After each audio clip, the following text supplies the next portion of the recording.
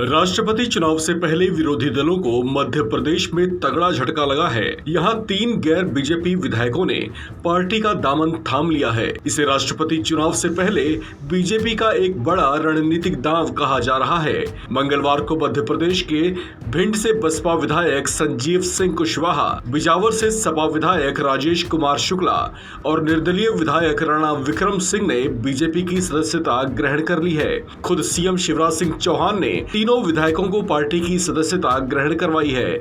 इससे मध्य प्रदेश में न केवल बीजेपी की स्थिति मजबूत हुई है, बल्कि राष्ट्रपति चुनाव के लिए भी उसकी वोट वैल्यू में इजाफा हुआ है। इसे बीजेपी का वो दांव कहा जा रहा है जिसके बूते वो राष्ट्रपति चुनाव में अपनी वोट वैल्यू बढ़ाते हुए अपने पसंदीदा राष्ट्रपति पद के उम्मीदवार के लिए जगह पक्की कर सकती है। आपको बता दें कि यहाँ बीजेपी की वोट वैल्यू बढ़ जाएगी, साथ ही ये संख्या 262 हो जाएगी। तीनों विधायकों को बीजेपी में शामिल करवाने पर सीएम शिवराज सिंह ने खुशी जाहिर की। उन्होंने कहा कि तीनों विधायक बेहद सक्रिय छवि के नेता रहे हैं, जो हमेशा अपने अपने क्षेत्रों के विकास के लिए प्रयासरत दिखते रहे हैं।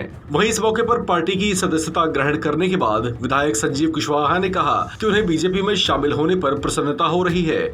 उन्होंने बीजेपी में शामिल होने का मकसद अपने क्षेत्र का बेहतर विकास करना बताया। वहीं विधायक राणा विक्रम ने कहा कि उन्हें 2018 के चुनाव में बतौर निर्दलीय उम्मीदवार जीत मिली थी। उस समय वे 15 महीने तक कांग्रेस शासित कमलनाथ सरकार के साथ थे। पूर्व की कांग्रेस सरकार और वर्तमान की बीजेपी सरकार की तुलना करते हुए उन्होंने कहा कि बीजेपी सरकार में ज्यादा बेहतर काम हुए हैं। ऐसे में बीजेपी में आना उनकी अपनी इच्छा थी। बीजेपी में शामिल हुए विधायक राजेश शुक्ला ने कहा कि वे 2018 का चुनाव बीजेपी की ही टिकट पर लड़ना चाहते थे। उन्होंने आगे बुंदेलखंड के पिछड़ेपन को दूर करने की इच्छा जताई है। मध्य प्रदेश बीजेपी में शामिल होने से पहले विधायक राजेश शुक्ला और संजीव कुशवाहा ने सोमवार को बीजेपी प्रदेश अध्यक्ष बीडी शर्मा से मुलाकात की थी।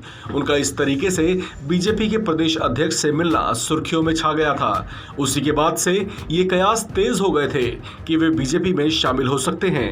मंगलवार को इस बात की तस्दीक भी हो गई। तीनों नेताओं ने बीजेपी की सदस्यता ग्रहण की, तो इससे बीजेपी की स्थिति मध्य प्रदेश में और मजबूत हो गई है। इसका फायदा उसे जल्द होने जा रहे राष्ट्रपति चुनाव में भी होगा। इस खबर में फिलहाल इतना ही। बाकी अपडेट्स के लिए बने रहिए वन इंडिया हिंदी के साथ।